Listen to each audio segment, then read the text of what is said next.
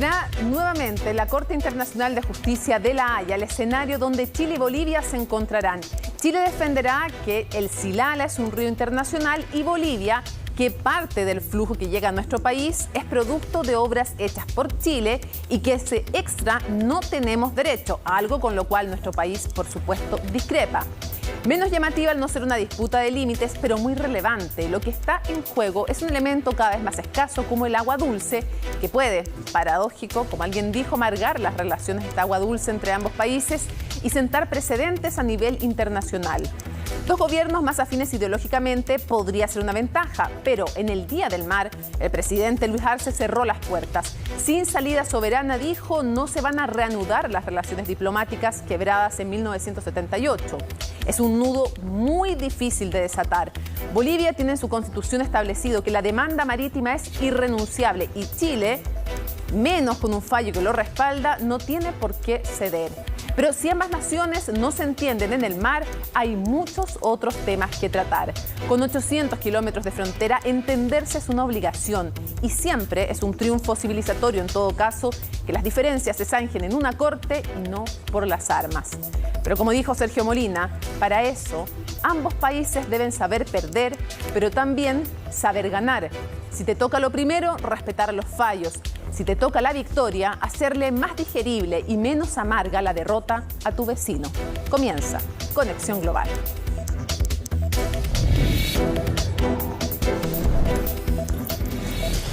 ¿En qué consiste la disputa por el río Silala? ¿Cuáles son los antecedentes históricos y cómo se desenvuelve esta nueva disputa judicial ante una corte internacional entre Chile y Bolivia? Nos lo cuenta Laura Soto.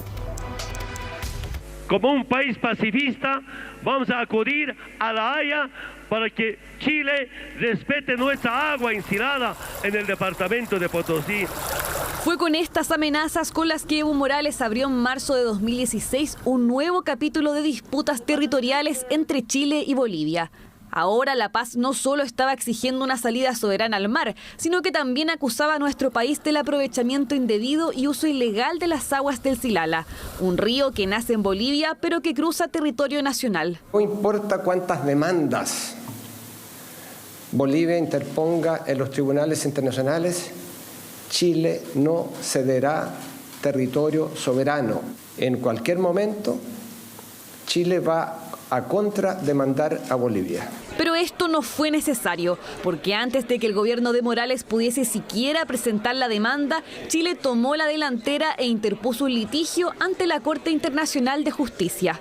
Que se declare que el río Silala es un curso de aguas internacional, situación que por lo demás Bolivia ha reconocido por más de 100 años. El segundo elemento es que Chile como ribereño tiene derecho al uso equitativo y razonable de las aguas. Nos roban agua y nos demandan.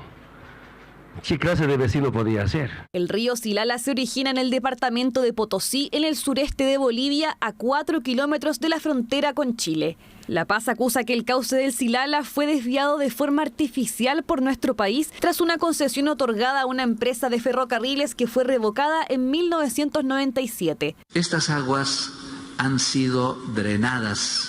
Las empresas chilenas han trabajado durante 5 años en canalizar estas aguas. ¡Viva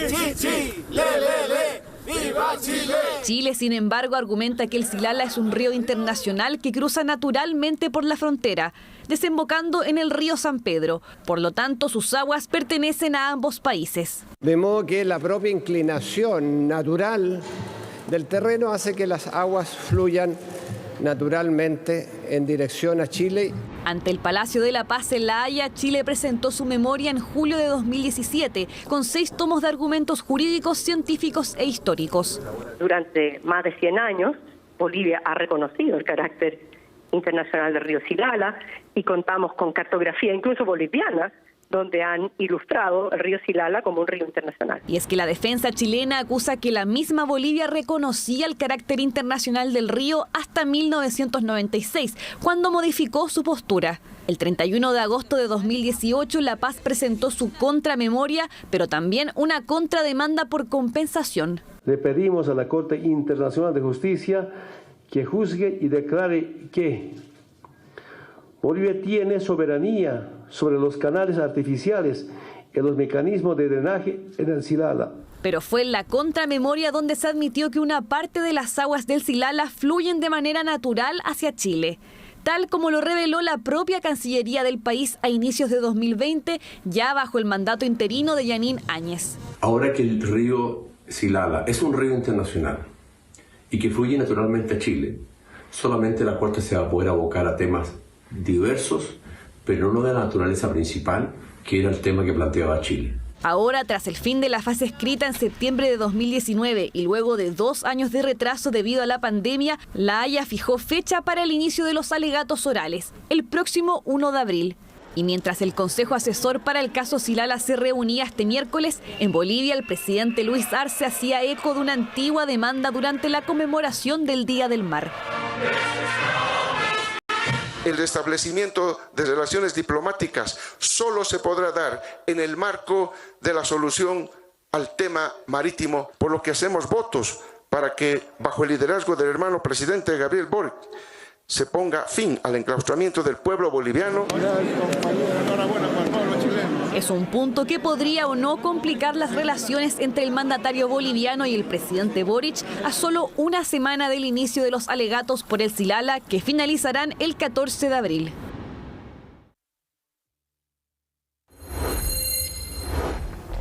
Revisemos un mapa entonces para que entendamos dónde está el famoso río Silala para Chile y para el caso de Bolivia. Ellos hablan de manantial, ahí lo vemos, nuestro territorio, y por eso Chile dice que es efectivamente un río internacional, porque se considera en general en el derecho internacional un río o un curso de agua internacional el que o divide 2 países o más, o bien atraviesa 2 territorios o más. El río Silala entonces para Chile, así llamado, o manantial para el caso de Bolivia, en lo concreto pertenece a la hoya hidrográfica, así lo ven en nuestro país, del río Loa y a la cuenca hidrográfica entonces del Pacífico. Es un afluente del río Inacaliri que tributa al río San Pedro. Ahí lo ven entonces los ríos desde donde viene el Silala, que tributa a los otros, termina en San Pedro y después desembocan, ¿ya? Así lo ve en el fondo nuestro país. Lo que no es discutible es dónde está ubicado. Ahí lo ven, miren, aquí está el mapa de Chile. En ese sector estamos hablando entonces, evidentemente, en la región, en el caso de Chile, cuando entra entonces, está en la región de Antofagasta y se ubica el interior de la comuna de Calama.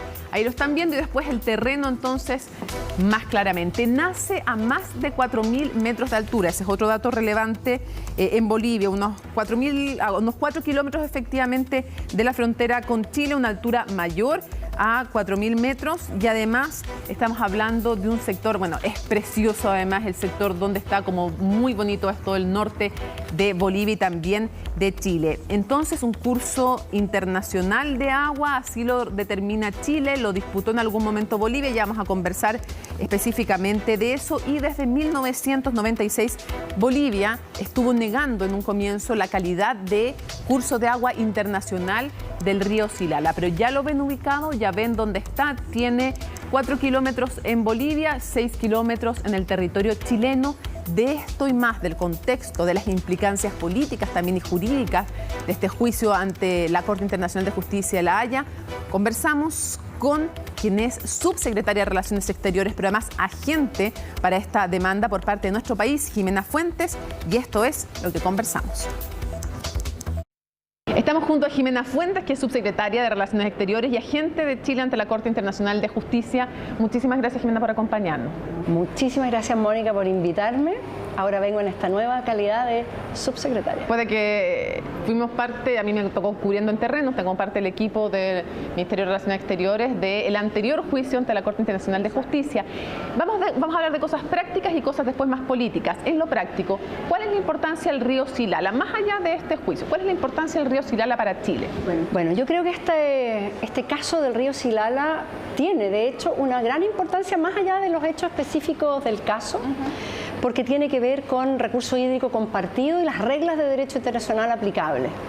Entonces, creo que el caso lo que nosotros vamos a señalar en el juicio y lo que yo creo que la Corte va a fallar es importante, porque en el fondo estamos dando la pauta de que cuando estamos frente a recursos hídricos compartidos, ambos estados ribereños tienen derecho a usarlo, que tienen ciertas obligaciones también. Uno no puede perjudicar al otro.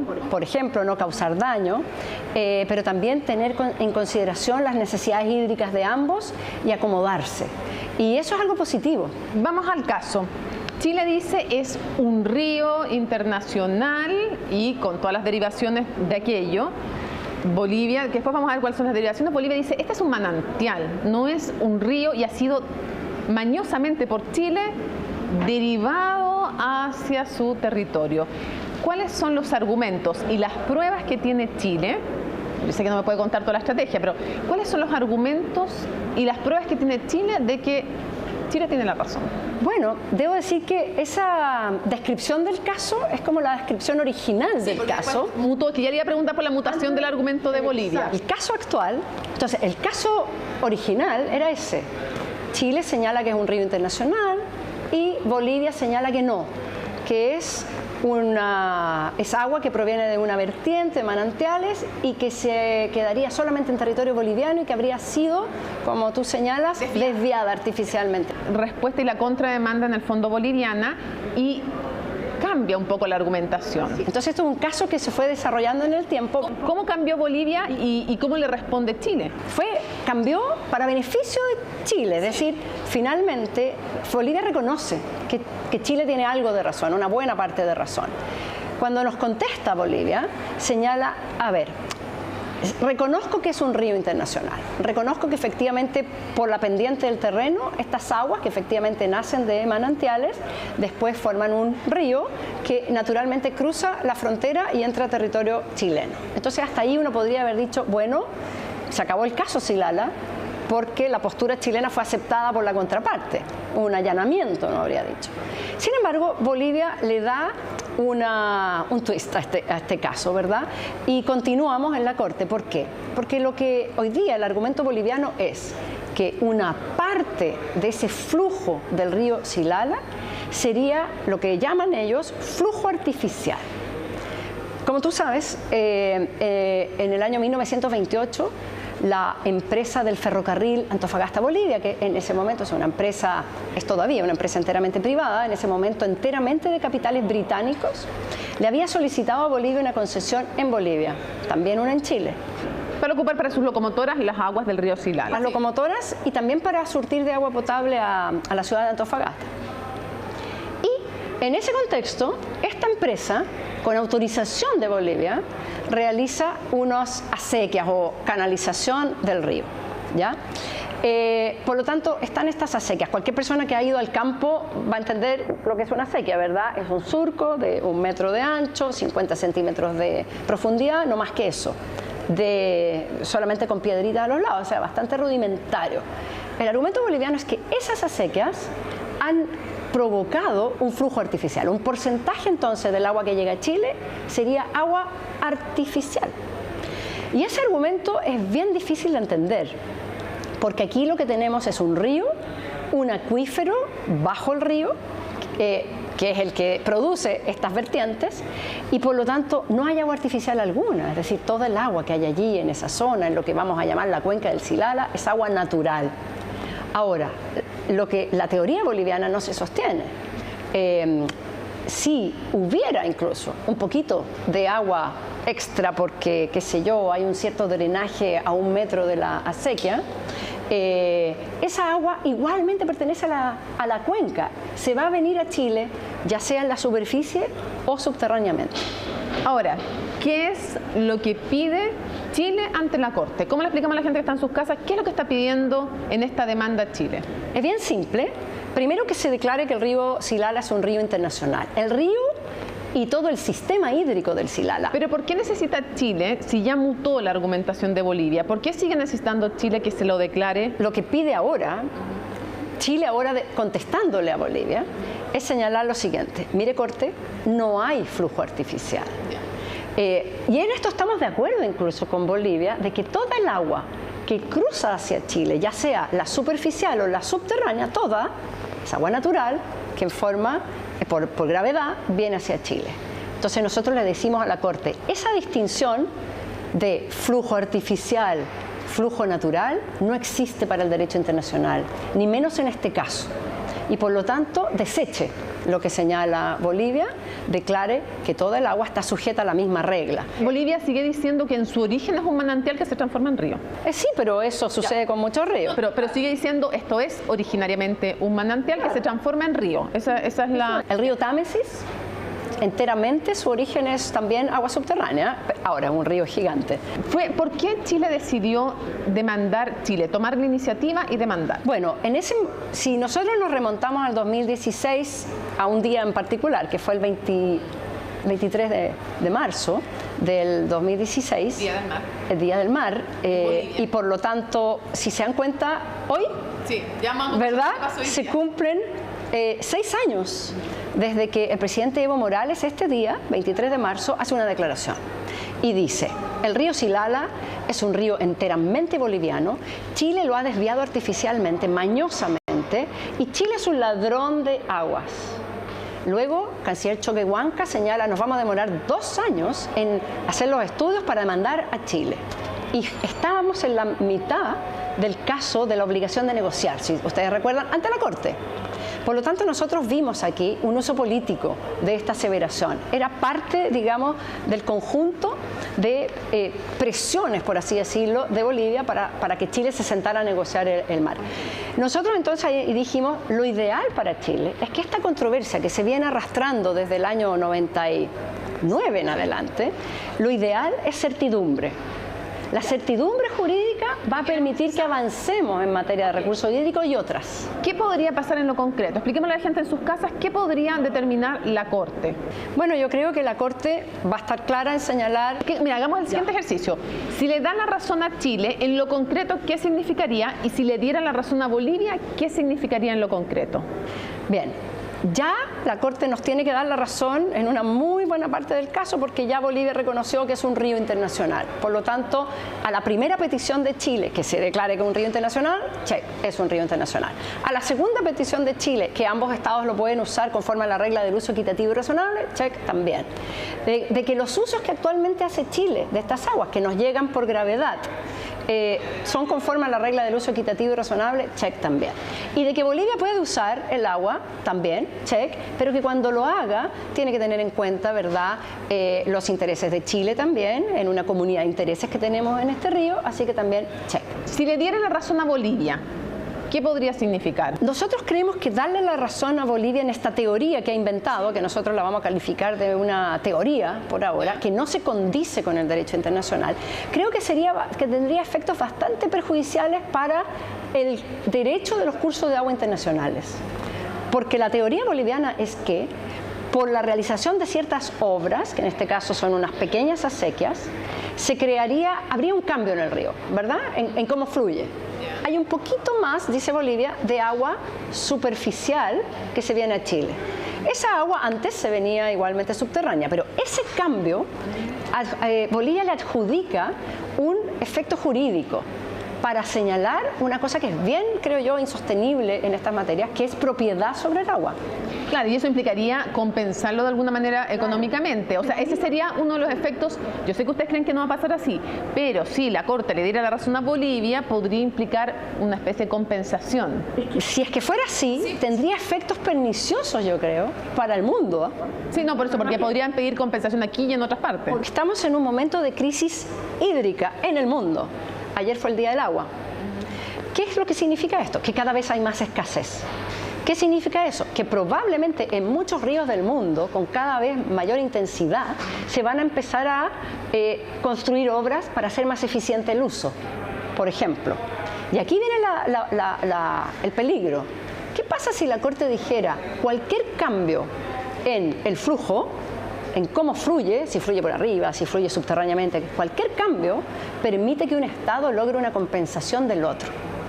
Eso sería realmente algo muy disruptivo en el derecho internacional de los cursos de agua internacionales. Vamos a la parte más política. ¿Se ha trabajado en explicarle al mundo la postura de Chile activamente, así como se hizo en el tema marítimo? Bueno, sí, guardando las proporciones. En primer lugar, este es un caso más pequeño que el caso de la obligación de negociar, pero nosotros lo hemos hecho, hemos explicado, cada vez que presentamos un escrito, tú recordarás que hicimos las conferencias de prensa, que lo explicamos, que hemos tratado de explicarlo también en el ámbito científico. ¿Ya? Ahora, obviamente atrae menos interés que el otro, ¿verdad? Porque tiene un factor político menos incidente. Vamos a algo que sí es súper político. Hoy día, en el Día del Mar, el presidente de Bolivia ha cerrado la puerta, ha tomado una postura más dura de lo que fue su postura días previos. Ha dicho que no se reanudan las relaciones diplomáticas mientras Bolivia no tenga una salida soberana al mar. ¿Cómo lo toma la Cancillería esas declaraciones? Bueno, son declaraciones del presidente Arce. De alguna manera es volver a una política anterior. Teníamos la esperanza, ¿verdad?, de que los países pudieran poner al margen, al lado, el tema marítimo y retomar las relaciones diplomáticas. Ahora, es una decisión que le corresponde a Bolivia. Pero cerró la puerta. Pero la decisión chilena es, nosotros seguimos disponibles para tener relaciones diplomáticas. No es posible que dos países, aun cuando tengan diferencias, no tengan relaciones diplomáticas. Ustedes ven, hay países que tienen muchas más grandes diferencias y las hay. Entonces, pero respetamos, ¿verdad? Son las palabras del presidente Arce y las tomamos como son. Han dicho que esperan que no, ha dicho también el presidente Arce que primero que es una falta de las más graves internacionales de Chile, que la comunidad internacional lo sabe, el enclaustramiento de Bolivia, y ha dicho también que espera que en un gobierno progresista, son sus palabras, como el del presidente Gabriel Boric, y en el contexto además de un país que está llevando adelante un cambio constitucional, sí se pueda solucionar este tema. ¿Cómo toma este gobierno que es calificado de progresista por Luis Arce estas palabras? Tienen que mirarse las relaciones entre estados, la política internacional, siempre parte de una base. Cada país, ¿verdad?, tiene una primera responsabilidad, y una primera responsabilidad respecto de las defensas de sus intereses. Y dentro de esa defensa se puede hacer política internacional y llegar a acuerdos, conversaciones y etcétera. Entonces, creo que no tiene justificación pedir que de acuerdo al gobierno que esté haya dejación de esa defensa de los intereses del país, que creo que es lo que explicó el presidente Boric hace unos días atrás. Más allá de que Chile siga dispuesto a reanudar relaciones con Bolivia, con estas palabras pronunciadas hoy por el presidente Arce, ¿se perdió la esperanza de lograrlo de parte de Chile? A ver, yo creo que la esperanza no se pierde nunca. En política nunca se pierde la esperanza. Pero si está ligado, condicionado a la cesión de soberanía. Pero estamos partiendo, ¿verdad? Las cosas siempre cambian, los momentos también siempre cambian, la política interna también a veces cambia. O sea, ¿mantienen todavía la esperanza de que se puedan restablecer relaciones con Bolivia? Bueno, yo creo que esa esperanza nunca se debe dejar de lado. Chile siempre va a estar dispuesto. Así es que, y lo otro es, al margen de eso, seguir participando, ojalá, ambos, ¿verdad?, de una agenda positiva, porque nosotros ya hemos propuesto, este gobierno, el anterior, una agenda, porque además tenemos tantos temas comunes. O sea, al margen de este tema de las relaciones diplomáticas, que uno pensaría que los estados no hablan. Bueno, no es así, porque el hecho de estar viviendo juntos, somos vecinos, ¿verdad? Necesariamente 800 kilómetros de frontera hacen que tengamos que hablar en muchos temas. Crisis migratoria, temas de narcotráfico. Y hablamos. Entonces uno dice, no hay relaciones diplomáticas. Quiere decir que no. No. De alguna manera hay relaciones que se llaman consulares, pero que se hablan todos los temas de interés mutuo para el... De hecho, es un efecto positivo para las comunidades que viven a un lado y a otro de la frontera. ¿Le molestó al gobierno el tono de las palabras de Arce calificando de falta internacional el enclaustramiento de Bolivia por parte de Chile, el decir que toda la comunidad internacional tenía claro esto? ¿Hay un cambio de tono? ¿Le molestó, le preocupó o qué al gobierno? No, lo tomamos como un cambio de tono. ¿Ya? Y de hecho no es la primera vez que hay un cambio de tono en Bolivia, así que creo que Chile Chile está acostumbrado a los cambios de tono. A ver, en el caso Silala, el cambio de tono fue aún peor, porque fue Chile es un ladrón de aguas, ¿verdad? En este caso es Chile ha cometido una grave falta. Lo tomamos como eso, son dentro de la política a veces se dicen cosas que después los propios países, los propios que las pronuncian se arrepienten, pero es parte de la política. Para cerrar, ha habido una polémica por la designación de embajadores políticos. Unos por designaciones, otros por posibles designaciones. Lo primero que quiero preguntarle es si está ya confirmado que Sebastián de Polo iría a Brasil o que Bárbara Figueroa iría a Argentina. ¿Está cerrado, está zanjado los nombres? Yo sobre eso debo decir una cosa, en mi calidad de subsecretaria de Relaciones Exteriores. Nosotros como ministerio no vamos a señalar en forma oficial ninguno de estos posibles nombres porque hay un tema de deferencia con los países que tienen que recibir embajadores. Como tú sabes, tiene que haber una aceptación, un agrément del país receptor. ¿Pero eso quiere decir que les mandaron esos nombres para esperar a que se los aprueben o no? Por lo tanto, no voy a decir ninguna de las dos cosas, ¿verdad? Porque la deferencia internacional indica y exige que solamente se den a conocer una vez que ya el país se ha pronunciado. Así que por eso nosotros, de forma oficial, no vamos a decir ninguno de estos nombres. Los que sí están en la palestra, porque ahí no se necesita agrément, son los que están ante organizaciones internacionales. Ahora, el presidente Gabriel Boric, cuando era candidato, y también hace una semana en entrevista con CNN Chile, dijo que las embajadas no iban a ser un premio de consuelo. Nombres como los que se han mencionado como posibles embajadores, personas que han perdido elecciones y que no son funcionarios de carrera y tampoco exhiben una expertise internacional, no es que se hayan dedicado a esas áreas, ¿no son finalmente contravenir esa promesa de campaña? Yo tengo aquí una diferencia en estas materias. La política internacional es política después de todo. Así como la política interna es política y uno espera que las designaciones, por ejemplo, para ministerios, subsecretarías y otras carteras, siempre esté el nombramiento con una decisión política de alguien que lo puede hacer bien y el presidente, por ejemplo, es el que nombra a sus ministros porque opina que estas personas son las que mejor pueden llevar a cabo su política. ¿Okay? Ahora, en materia internacional esto es aún más claro. La política internacional la dirige y la determina el presidente de la República. Es política. ¿Okay? Ahora, en nuestro sistema de nombramientos de embajadores hay un sistema mixto. Por una parte, funcionarios de carrera que se preparan para la representación internacional del Estado en el extranjero y los nombramientos propiamente políticos. Y hay una combinación. ¿Y para ser embajador político no es mejor tener experiencia previa en áreas internacionales? Depende, porque ¿qué te sirve un doctorado en Derecho Internacional para hacer una buena labor como embajador político en un país donde tienes determinados problemas o quieres hacer progresar la relación en un determinado sentido? Esa relación que tú quieres hacer progresar puede ser en muchos ámbitos, ¿verdad? De la política, de la economía, de las distintas comunidades. Entonces, ahí es lo que yo digo. Un político es una persona que el presidente verá si puede promover su política. Entonces, por eso yo encuentro muy injusto y muy, en verdad, exigir pergaminos, diplomas, es como empezar a exigir diplomas para ser político o ser parlamentario. Discrepamos en eso, pero está bien. Queríamos saber su postura y finalmente los hechos van a hablar por ellos o por ellas. Los resultados van a ver si fue una buena decisión o no. Y solo quiero cerrar preguntándole, de todos los desafíos que usted tiene como subsecretaria, ¿cuál le parece que es el más complejo? El más complejo. Bueno, veamos, los desafíos van surgiendo en el tiempo. Pero de los que ve ahora, porque de repente puede venir una crisis internacional que cambia todo lo que estamos conversando. Pero de los que tiene ahora, ¿qué es lo más difícil? Lo más difícil. Sí. Bueno, la verdad es que yo creo que tener la expertise, entonces. Respecto a usted, por ejemplo, lo voy a transparentar, salvo algunos comentarios machistas que aludían a que usted era la esposa de Fernando Atria, mientras otros decían, la verdad es que él es el esposo. Es todo lo contrario. Fernando es el marido de Jimena Fuentes. No, y no es broma, porque usted ha sido directora de tema de frontera, ha estado en no sé cuántos casos, entonces, pero más allá de eso, todos saben que usted tiene expertise, entonces la expertise la tiene, pero ¿cuál es el desafío más difícil? Es que yo no lo pondría como difícil, pero lo voy a poner como el desafío más importante, el más importante que tengo ahora. El más importante que tengo ahora es el alegato del Silala.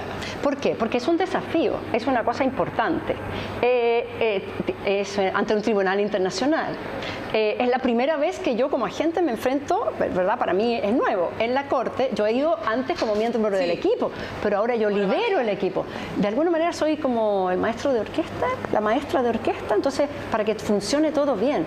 También tiene una cosa de incertidumbre, puede haber argumentos nuevos, ¿verdad? Y a los que habrá que saber responder. Entonces hoy día estoy completamente enfocada en esto, además de Silala, ¿verdad? Además de, debo decir, el tema también de acostumbrarme a ser la jefa de servicio del Ministerio de Relaciones Exteriores, que es un buque muy grande.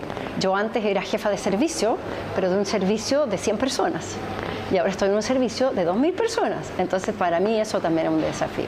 Jimena Fuentes, muchísimas gracias. Creo que es la primera entrevista, por lo menos. La primera entrevista que doy. Sí, así que gracias por invitarme. Muchísimas gracias por habernos acompañado en Conexión Global y continuamos con el programa. Revisemos parte muy breve, la más reciente, de las relaciones entre Chile y Bolivia, relaciones que hoy día diplomáticas no existen. Nos vamos a 1962. Hay un rompimiento ahí de las relaciones diplomáticas entre Chile y Bolivia, todo esto por el río Lauca, porque Bolivia acusó a Chile de supuestamente desviar el caudal de las aguas internacionales del río Lauca y a raíz de eso el presidente del país altiplánico, Víctor Paz Estenssoro, rompió relaciones diplomáticas con nuestro país, entonces gobernado por Jorge Alessandri Rodríguez. Avancemos entonces hasta 1975. Los dictadores entonces, Pinochet y Banzer, negocian una posible salida al mar con un corredor en lo que se denominó el abrazo de Charaña. Pero esto fue objetado por Perú y entonces en 1978 el propio Banzer rompió relaciones con Chile. Avanzamos hasta el 2003, otro de los hitos porque hubo un conflicto por el gas. El entonces presidente Ricardo Lagos ofreció al gobierno de Bolivia, liderado entonces por Gonzalo Sánchez de Lozada, una negociación de gas natural boliviano a través de los puertos chilenos. Pero el acuerdo no se concretó, tuvo que dejar el cargo Sánchez de Lozada debido a las protestas por este caso, que tensionó fuertemente con protestas muy graves a la sociedad boliviana.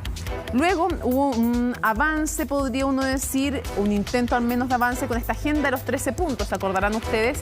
En el año 2006 gobernaba entonces Michelle Bachelet en Chile, en Bolivia el presidente Evo Morales, y se da esta agenda de los 13 puntos.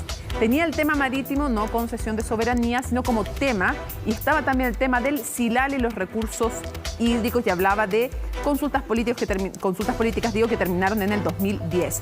Después, desde el 2013 en adelante, Bolivia y Chile tienen disputas en la Corte Internacional de Justicia. El primer caso era sobre Bolivia quería obligar en el fondo que la Corte obligara a Chile a negociar una salida soberana al mar, que dijo en 2018 el fallo definitivo de La Haya. Dijo que no había obligación alguna por parte de Chile de negociar una salida soberana para Bolivia. Y luego entonces, ya les vamos a contar cuando conversemos más en profundidad, vamos a estar analizando las consecuencias de esta demanda que Chile presenta para zanjar el tema de Silala, el río para Chile, el manantial para Bolivia.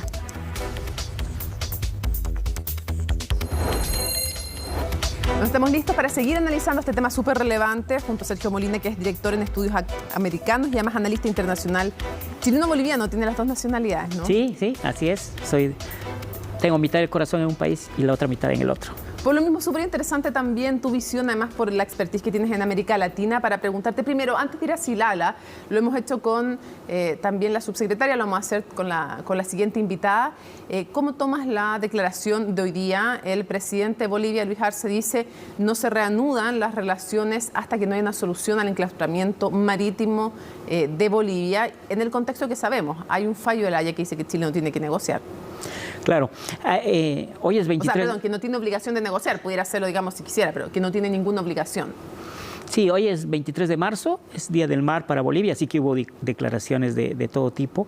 Entre otras, una cosa que era previsible, tanto la declaración del presidente Boric hace unos días respecto a reanudar relaciones, como la declaración de hoy del presidente Arce de negarse a reanudar esas relaciones mientras no se resuelva el tema marítimo, son previsibles. Esto desde que existe la democracia en Chile y hace muchos años también en Bolivia, es como las respuestas obligadas de la diplomacia en ambos países. Por un lado, Chile ofreciendo reanudar relaciones diplomáticas y por otro lado, Bolivia negándose a hacerlo mientras no se resuelve el tema marítimo.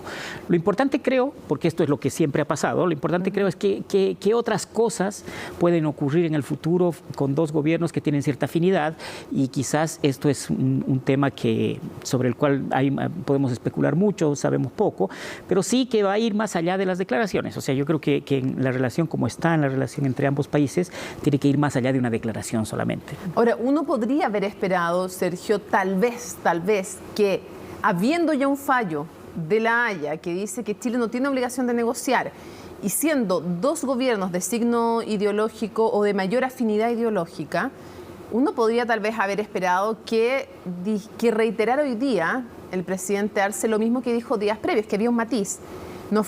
No reanudamos relaciones hasta que se solucione el enclaustramiento. Fue, qué bueno que exista este acercamiento, pero es irrenunciable la demanda marítima de Bolivia.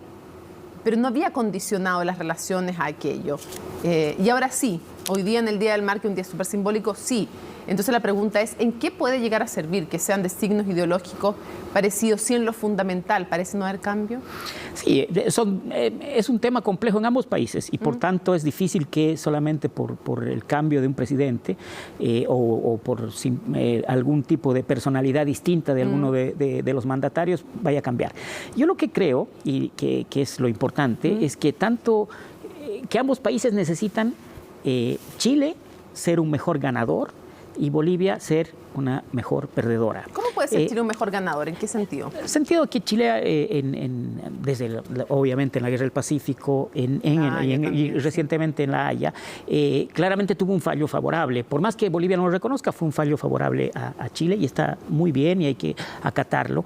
El tema está en cómo a partir de eso que difícilmente lo acepte Bolivia, pero obviamente no queda más que en declaraciones en contra de eso, ¿qué más yo puedo ofrecer? ¿Qué más puedo hacer como buen ganador? Puede ser magnánimo en la victoria. O hacerle menos amarga la derrota al del frente. Exactamente. Yo creo que, y a la vez Bolivia, porque esto es de dos bandos, acá no es un partido de fútbol que hay que abanderarse por uno o por otro, uno es un analista y tiene que tratar de ver qué es lo mejor respecto a lo que puede acontecer. Y creo que Bolivia tiene que ser mejor perdedora en el sentido de que, sabiendo que no va a renunciar al tema marítimo, sí poder abrir paralelamente, como lo hizo Chile con Perú antes también de los conflictos que hubo en La Haya, ¿cómo es posible empezar a negociar otras cosas? Pero, entre Bolivia y Chile. Yo de lo de no condicionar, en el fondo, tal vez haber dicho. Claro, yo no creo que se reanuden relaciones.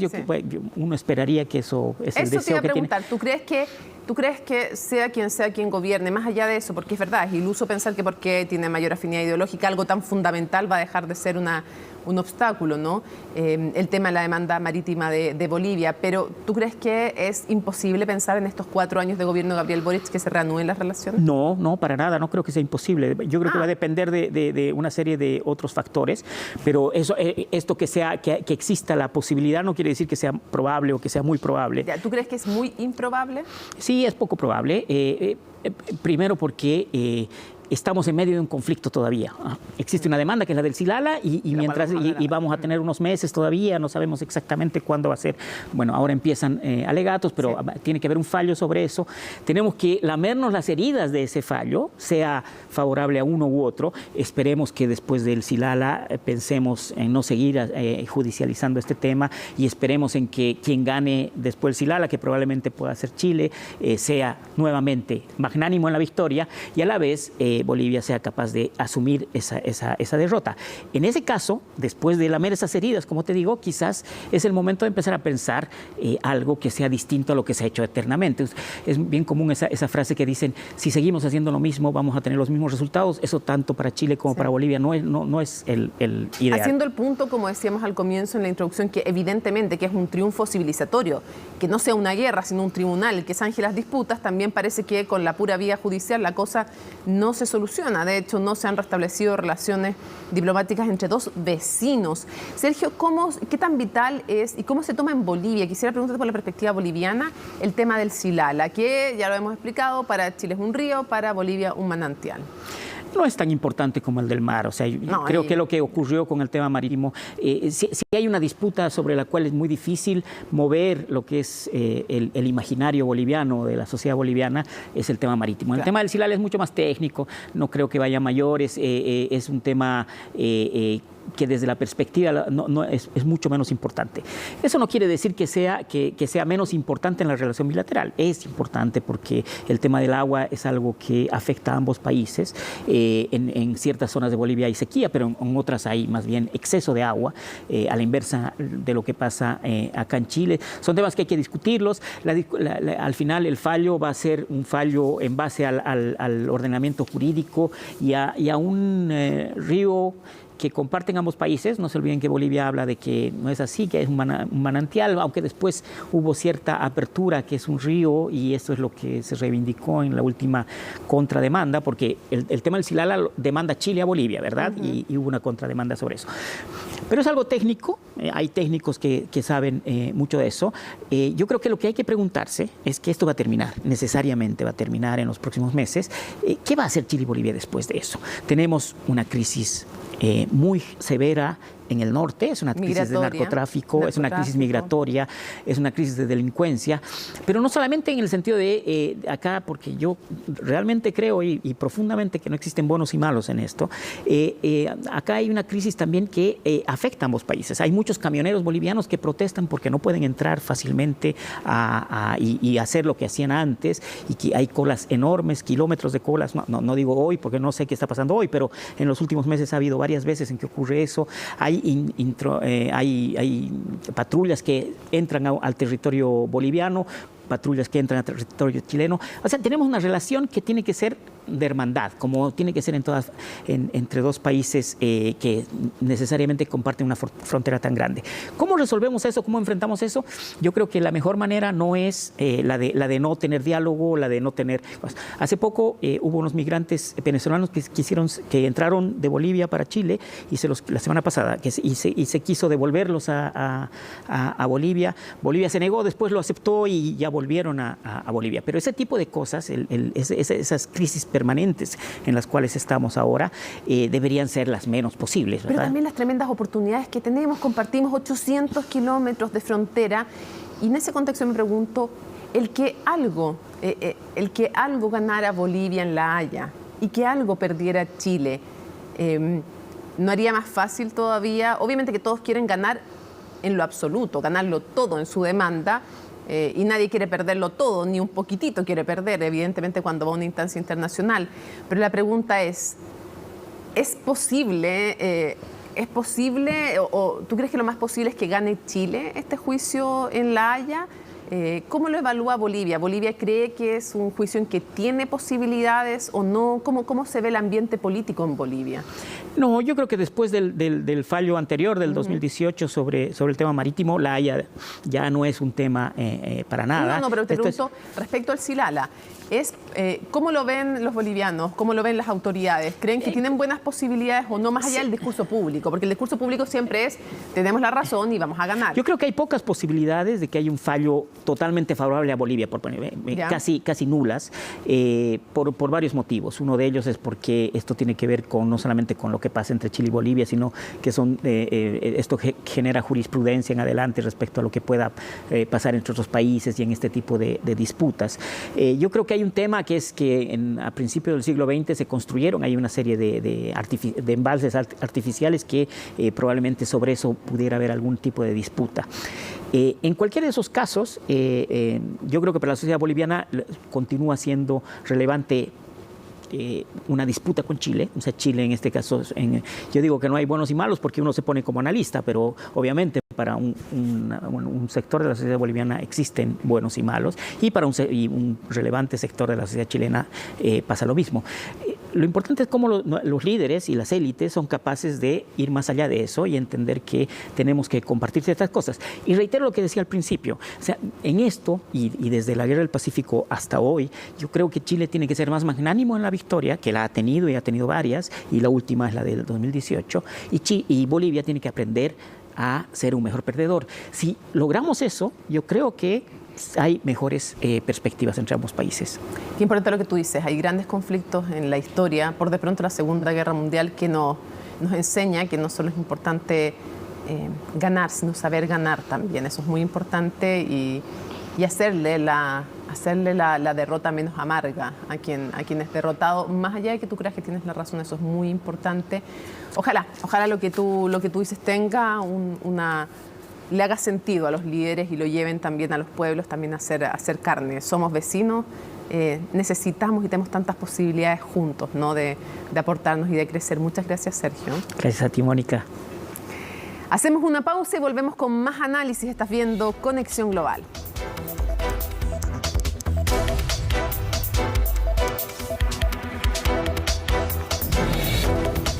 Vamos más allá.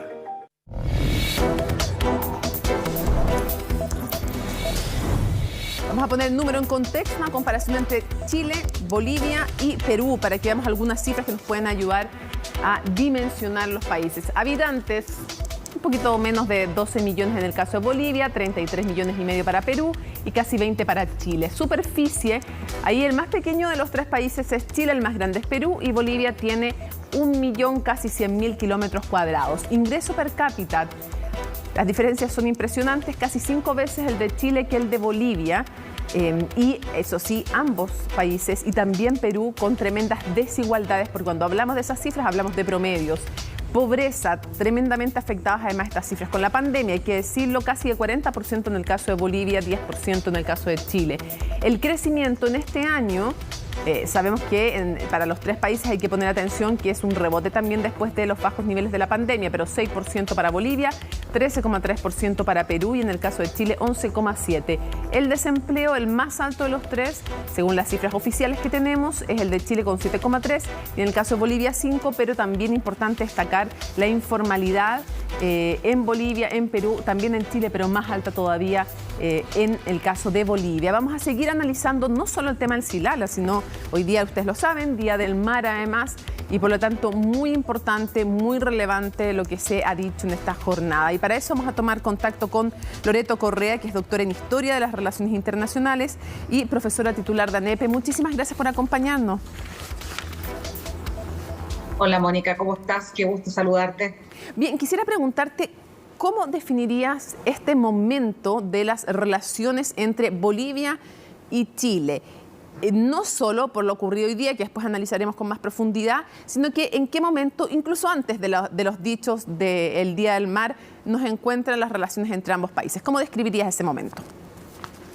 Yo creo que estamos en una fase de transición, en una especie como de meseta. No terminamos de salir de la meseta. Estuvimos en una fase muy crítica durante el periodo del juicio, luego prácticamente un corte con el fallo y seguimos en esta fase de meseta que tiende hacia para mi gusto, un cambio, pero no está muy claro qué tipo de cambio va a ser. Hubo cambio de presidencia con Luis Arce en Bolivia, ahora también cambio con Gabriel Boric. Pero antes de ir a aquello, hoy día, Día del Mar, primero, un par de cosas que podemos ver. El presidente Luis Arce ya no solo dice que es irrenunciable la aspiración marítima de Bolivia, está en su constitución, bien lo sabíamos, sino que además dice no hay ni una posibilidad de reanudar las relaciones hasta que este tema se solucione, que no era lo mismo porque no las había condicionado, sí había dicho irrenunciable, pero no había condicionado las relaciones a la salida al mar. ¿Cómo tomas lo que dijo y además una frase que tú misma cuando conversamos antes fuera de cámara me hacías notar cuando dice que el tema del enclaustramiento de Bolivia es la falta internacional más grave de Chile y que la comunidad internacional lo sabe? Bueno, yo creo que durante bastante tiempo no quedó claro de parte de Bolivia, porque Chile sí hizo un trabajo, formó un equipo desde la Cancillería un grupo de estudio transversal de todos los sectores políticos. No quedaba claro durante todo ese periodo de tiempo qué es lo que iba a hacer Bolivia. Nosotros tuvimos mucho tiempo esperando que Bolivia se pronunciara respecto de qué es lo que quería con Chile. Y en ese contexto nosotros dimos varias señales desde el país, esperando y mostrando nuestras cartas, ¿no? Cuáles eran, a nuestro entender, la hoja de ruta a seguir, los intereses del país, los valores, los principios que íbamos a defender, el apego al derecho internacional y al fallo de la Corte Internacional de Justicia, y lo dejamos como, bueno, ¿y ahora qué responde usted? Y hay que recordar que el presidente Arce asumió en el 2020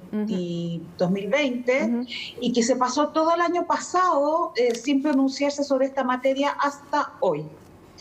Y hoy día yo creo que cierra la puerta de manera contundente a un trabajo de búsqueda colectiva, o si tú quieres, de búsqueda compartida de soluciones, y condiciona la relación bilateral formal al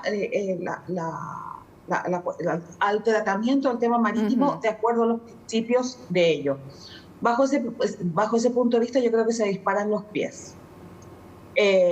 Pero también, y eso es lo que yo te comentaba antes de comenzar la transmisión, me parece que es de un juicio valórico tremendamente lamentable el hecho de que castigue o que enjuicie a Chile por cuestiones que ya pasaron hace exactamente 143 años, y que la propia Bolivia trató con Chile de manera amistosa en un tratado de paz, aunque hoy día lo niegan, y que además niegan todo el derrotero de la relación binacional. Aquí hay una negación a la historia muy grave. Quisiera preguntarte algo, porque además dentro de sus mensajes, lo voy a leer textual, dice el presidente boliviano, habla de este gobierno progresista y el pueblo chileno que avanza en una histórica asamblea constituyente, por lo que hacemos votos para que bajo el liderazgo del hermano presidente Gabriel Boric se ponga fin al enclaustramiento del pueblo boliviano, una herida abierta en nuestra patria grande desde hace 143 años. Y esto es implicar también, o sea, es complejo para decir esto para el gobierno del presidente Boric. Además, nombra el proceso constituyente y sabiendo que Chile tiene el fallo de La Haya, y a la vez hace lo siguiente, dice, no fue el presidente Arce, pero en el fondo está interpelando al presidente Boric y a la afinidad ideológica que tienen. Pareciera entonces que no va a ser de ayuda, al menos en esto, el que sean afines ideológicamente. Bueno, esta es la segunda vez que van a hacer lo mismo. Si tú te recuerdas con un poco de memoria, cuando asumió la presidenta Bachelet, Evo Morales hizo exactamente lo mismo. Sí. Entonces, aquí están repitiendo exactamente el mismo guión. Tensionar la situación, a ver cómo responde el país, y además tensionar el relato y el discurso, metiendo un tema que no tiene nada que ver, que es la Convención Constituyente y cómo Chile disponga su sistema constitucional, y lo cruza con una cuestión que ya está totalmente zanjada. Ahora, y también mencionar que Eduardo Rodríguez Beltzé, que fue el agente en la otra demanda entre Bolivia y Chile, dice, esto no lo ha podido resolver la justicia internacional, entonces ojalá que los pueblos puedan, o sea, como haciendo caso omiso del tema de La Haya, o sea, claramente dicen, ya, no, ellos no pudieron porque no le dieron la razón a Bolivia, que lo hagan los pueblos. Quisiera llevarte al tema del Silala. ¿Cuánto podrían afectar las relaciones del Silala, sabiendo que no tiene la misma entidad, evidentemente, que la demanda marítima, pero de igual manera los cursos de agua dulce también están dentro de la Constitución boliviana, la defensa de esos cursos? ¿Cuánto puede y cómo se debiera tratar este tema? Tú tienes un paper muy interesante al respecto. ¿Qué se debiera hacer? ¿Qué deben hacer ambos países? Bueno, yo creo que por ahí corría hoy día el rumor de que lo que iba a hacer Bolivia era tratar de llevar por cuerdas separadas la cuestión del Silala y el resto de la relación, y el resto de la relación, que no es Silala, la iba a condicionar al tema marítimo en lo formal. Entonces, este juego de la diplomacia boliviana es un juego bastante poco afable con el derecho internacional. porque al tratar el tema por la vía de la negociación y al no tener una contraparte disponible, lo que hace es tensionar la relación entera. Entonces, volvemos a foja cero, ¿sí? Vamos a volver a tener estos ires y venires. Me parece que durante el periodo que se ventilen los alegatos, seguramente la opinión pública boliviana va a estar muy, muy pendiente, pero sobre todo va a tratar de decir que Chile lo ha hecho mal siempre y que Bolivia lo ha hecho bien siempre y de la mejor forma y con la mejor voluntad, y que Chile ha interpretado todo mal. Sí.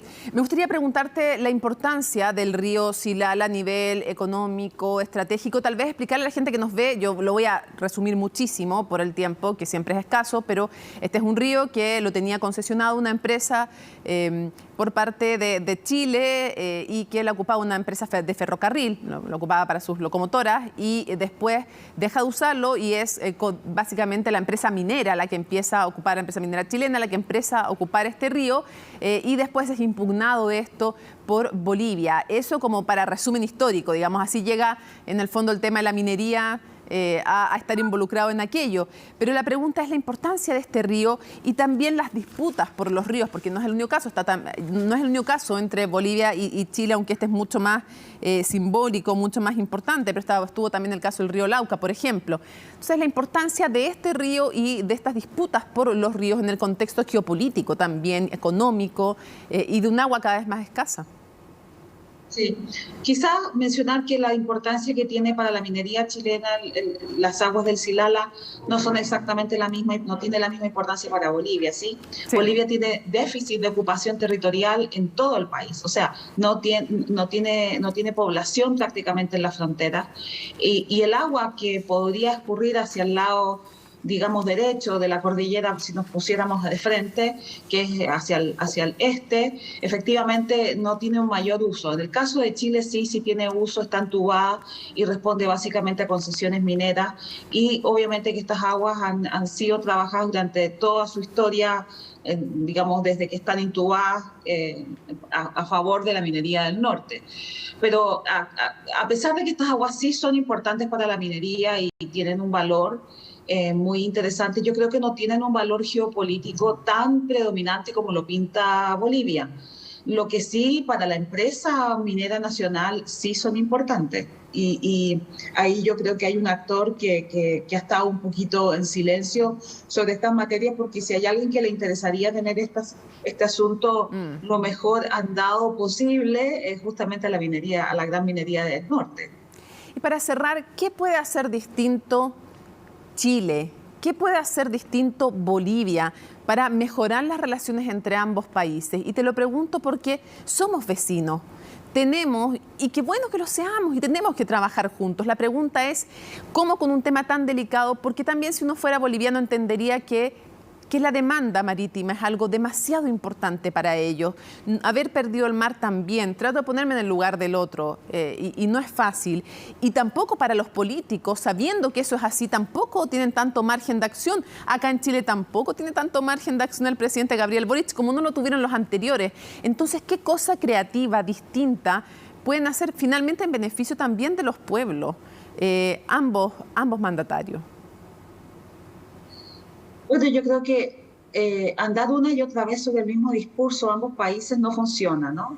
Bolivia con su insistencia majadera en relación con el tema marítimo soberano, porque no es que estén diciendo ayúdennos a sacar mejor la producción, veamos qué mejoras se pueden hacer en las carreteras, qué podría pasar con el libre tránsito.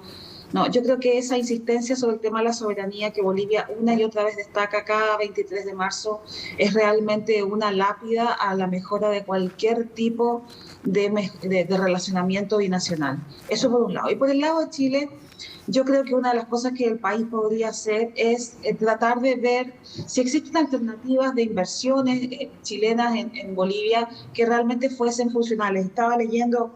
Ayer me llegó la relación de la balanza comercial entre los dos países y es impresionante, ¿no? El año pasado, que es el año que más cosas vendió Bolivia a Chile, más exportaciones tuvo Bolivia a Chile, tuvo 186 millones de dólares y Chile le vendió a Bolivia por 630 millones de dólares. O sea, este año que pasó la balanza comercial tuvo el mayor déficit para Bolivia. Y aún así, teniendo este tipo de cosas que realmente podrían mejorarse, ninguno de los dos países realmente insiste en el tema comercial. Por otra parte, me parece bien importante destacar que hay una mentira que está cursándose dentro y fraguándose dentro de la Cancillería boliviana, que es que Chile no respeta el Tratado de 1904. Y en ese sentido yo creo que Chile no ha hecho el suficiente esfuerzo por transmitir a Bolivia los esfuerzos, el gasto, la inversión, tanto en el puerto de Arica como en el puerto de Antofagasta o en el puerto de Iquique. No ha hecho lo suficiente, no ha tenido una estrategia realmente amplia para poder destacar las mejoras que ha tenido en materia de libre tránsito, y claramente la pandemia tampoco ha ayudado en estos últimos 2 años. Pero más allá de eso, es esta idea y este discurso que se va instalando, ¿no? De Chile mal vecino, de Chile un país que es roñoso, que es mezquino. Y esa cuestión que la tienen anquilosada en la educación de todos los niños en el país vecino, la verdad es que está haciendo cada día más daño, ¿no? En el caso del Silala, por ejemplo, cuando uno revisa los libros de historia, efectivamente ahí uno encuentra toda clase de mitos vinculados a la generación de estas aguas y a su tránsito. Entonces, hay que recordar que los ríos efectivamente tienen una lógica en el mundo andino que es diferente. Y eso Bolivia no lo estudia de la forma en que lo debería estar, tampoco lo traduce a su gente de la mejor manera, ¿no? Loreto, quiero agradecerte muchísimo que nos hayas acompañado, y no solo tu compañía hoy día, sino todo el asesoramiento también previo en estos días para ir aprendiendo y estudiando más de este tema, así que muchísimas gracias. No, gracias a ti, Mónica, a tu orden.